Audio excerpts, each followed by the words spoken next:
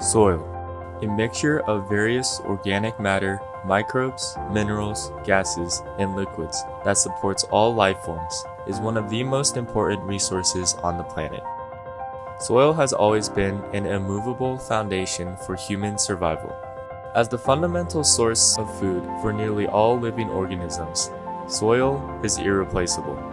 As the world's population continues to grow, countries are met with the challenge of matching food production to population growth.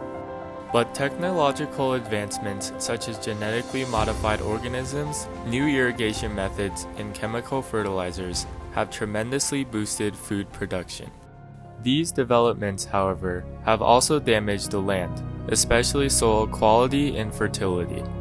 This makes it harder to grow crops, which causes more chemical fertilizers to be used, creating a vicious cycle. We have a soil problem. We have done projects in different places of the world. To my observations, in a lot of the places, a lot of the countries, the soil quality is getting really bad. Well, the good news is that there are existing treatment methods that are specific to the problem, such as adding nutrients to soils where there's been oil spill that enhance microbial degradation of oil compounds. In case of high saline sodic soils, you can irrigate with low saline water and add organic amendments. In addition, using organic fertilizer, reintegrating carbon back into the soil, and crop rotation can help preserve soil health and productivity. But how do we know the effectiveness of these treatments? We can measure microbial activity in soil because it is a direct indicator of soil health. The more microbes, the healthier and more fertile the soil is. One way to measure activity would be to use CO2 detection tubes.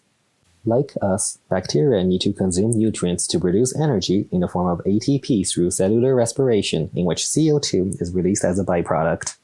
The amount of CO2 measured is then proportional to the amount of microbial activity. However, this method is expensive, time-consuming, difficult to use over a large area, and limited by tighter soils or water saturation. Our solution to these problems is an innovative tool, the BioRemeter, which measures electron flow rather than CO2. In cellular respiration, the transfer of electrons is crucial in producing ATP, or energy. The BioRemeter acts as an acceptor to the electrons released in the process. The electrons can flow through the device, generating a voltage proportional to the amount of microbial activity in the soil. So my project aimed to test the BioRemeter as a new method of measuring microbial activity in soil. Our BioRemeter is extremely durable, it's less expensive, less time-consuming, and easier to use over a large area compared to the CO2 detection tubes due to its unique mechanism and materials. So after a working prototype was built, it was tested in clay soil, which is the worst case scenario for measuring CO2 due to its ability to retain moisture and its compactness.